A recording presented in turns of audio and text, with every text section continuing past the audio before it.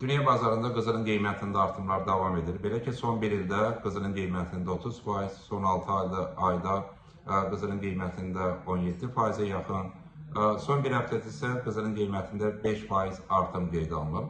Və qızılın qiymətindəki artımlar bir tərəfdən investorların qızıl bazarına daha çox vəsait yönətməsi ilə bağlıdır.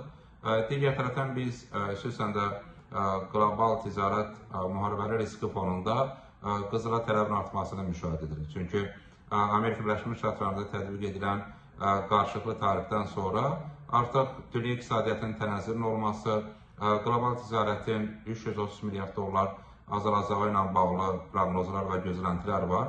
Bu da təbii ki, investorların daha çox qızıl bazarına yatırım yönətməsinə və qızılın qiymətinin artmasına gətirib çıxarır. Ümumiyyətlə, dünya bazarında qeyri-müəyyənlik müşahidə edildiyi halda biz qızılın qiymətində artımlar müşahidə edirik və gözlənti ondan ibarətdir ki, qlobal ticarət riski və eyni zamanda qlobal iqtisadiyyatda tənəzzül dərinləşərsə, bu qızılın qiymətində yeni artımları gətirib çıxara bilər.